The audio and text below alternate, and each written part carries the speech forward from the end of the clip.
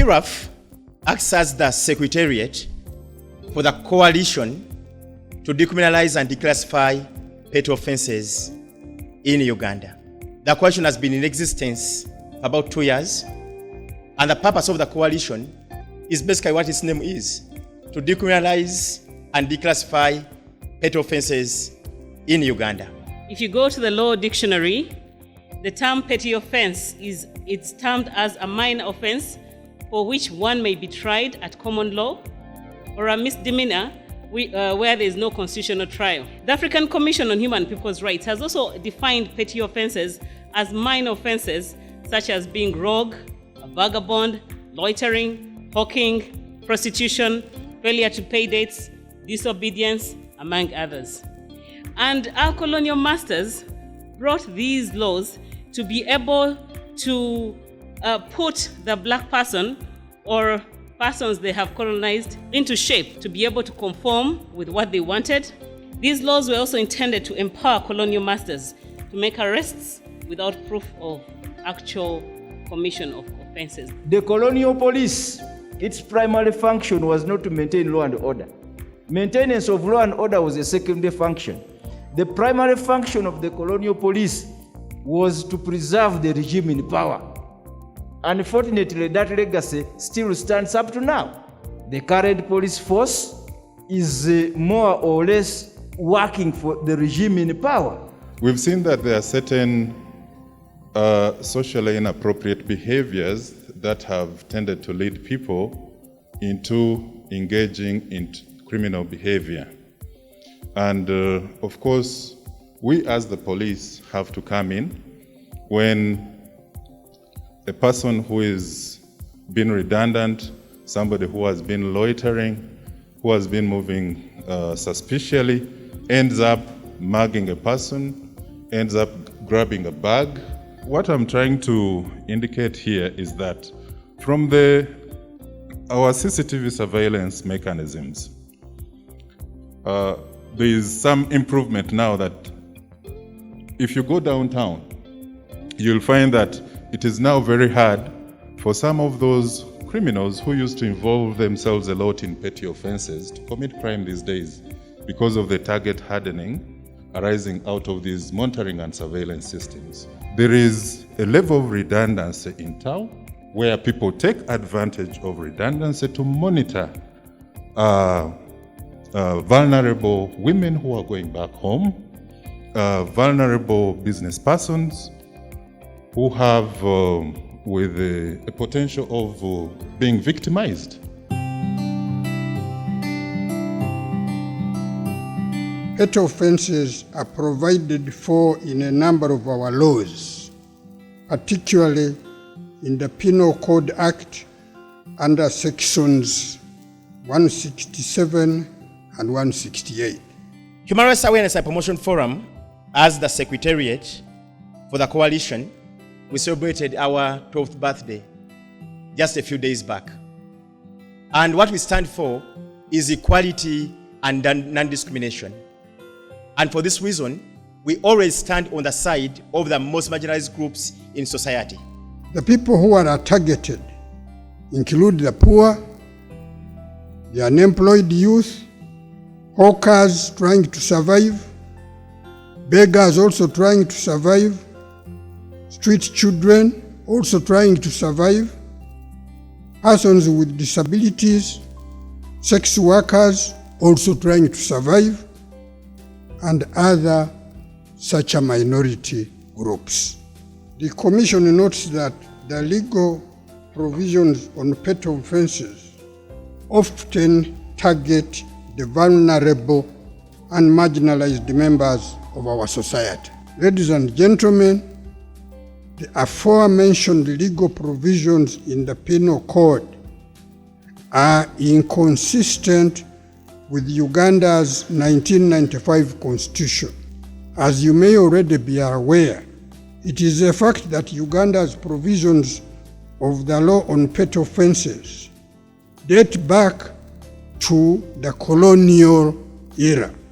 The same legal provisions have led to various acts of exploitation, arbitrary arrest, and corruption affecting some of the poor members of our society, and therefore resulting into unsafe living conditions for such a people within our cities and other urban centers.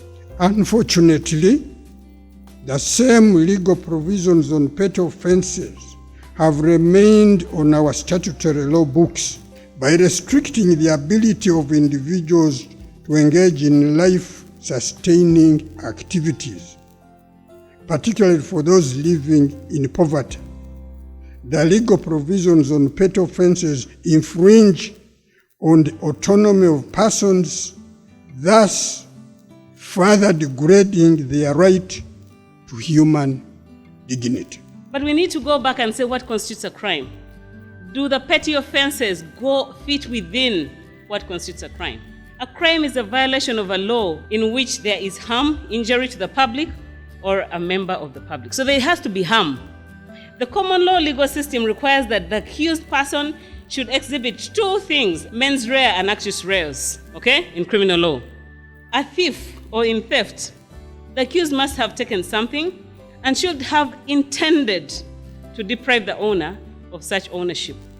Let us look at the KCCA Act, the Local Government Kampala City Council Maintenance of Law and Order Ordinance, where it says that a person who without the consent of the council places or leaves or causes to be placed or left in any footway, arcade, street or other public place, any object which constitutes or which is likely to constitute an obstruction. Someone who makes or causes any excessive noise, either by himself or to herself, or with any instrument or machine, creates any disturbance, someone found drunk, someone behaves in a disorderly way, someone easing himself or herself in the public.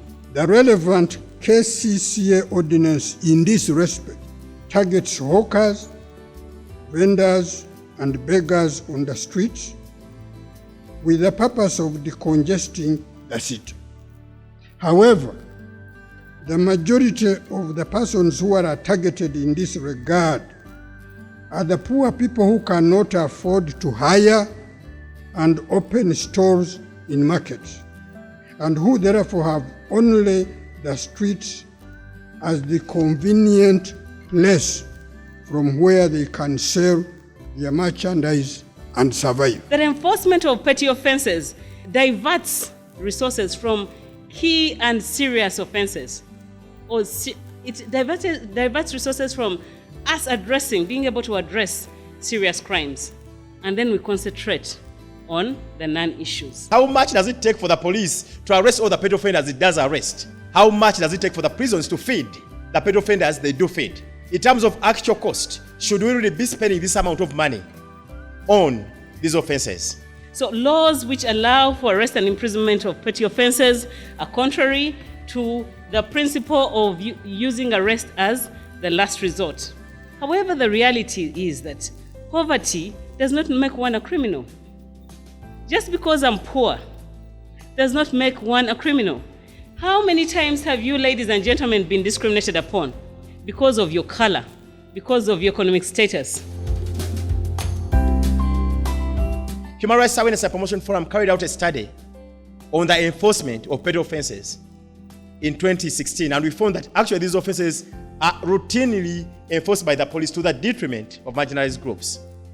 Violations do occur when these laws are being enforced.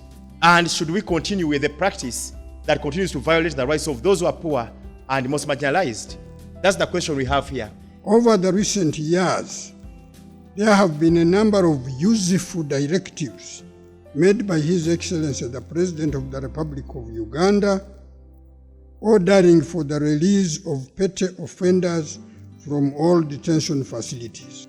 For instance, such directives were made in the year 2016 and again in the year 2019, when the President ordered for the release from detention facilities of the people who had been arrested and detained for the offenses of being idle and disorderly. The President also directed that the appropriate organs of the state take the necessary steps to repeal the legal provisions on idle and disorderly in order to remove them from the Uganda's law books completely. The said orders were specifically directed to Kampala Capital City Authority and the police through the Inspector General of Police, requiring them to ensure that the orders are enforced. The current IGP sent out a memo to all police stations directing all police officers to stop arresting persons for idle and disorderly. That is a plus. But we are saying, as long as these laws continue being on our statute books, it is not good enough.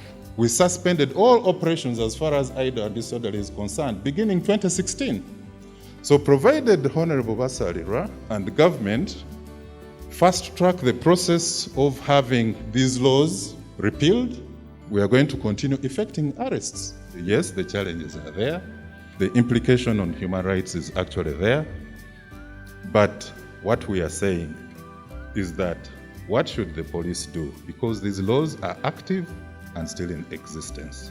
And there are people who are victimized, whom we have also to defend.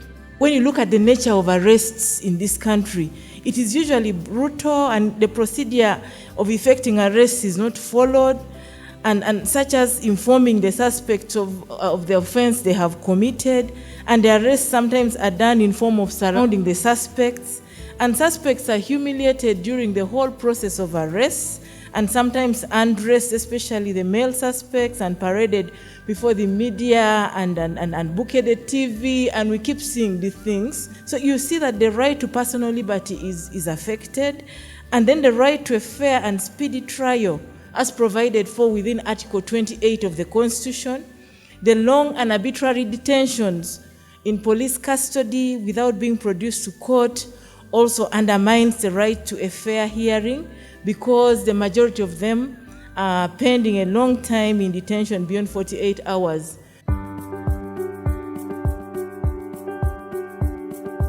As the police, as the judiciary, as the Uganda Human Rights Commission, as the Communities Commission, as the Uganda Law Reform Commission, as the Ministry of Justice, wherever we are, as civil society organization, who are we meant to serve?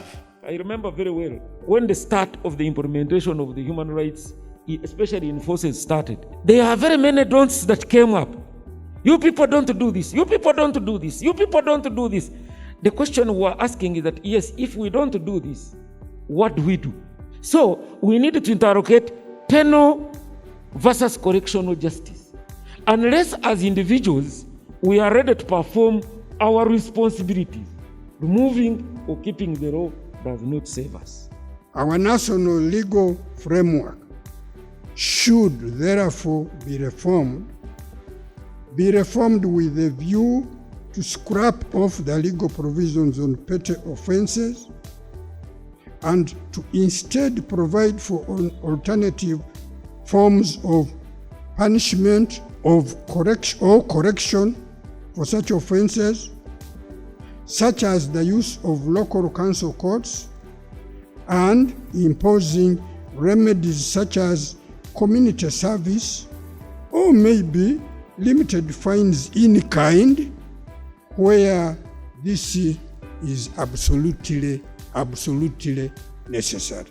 It is therefore my hope that after this important and timely meeting, we shall come up with concrete and implementable recommendations towards the establishment of solutions for the decriminalization and declassification of all petty offences and the repeal of the relevant legal provisions from our laws.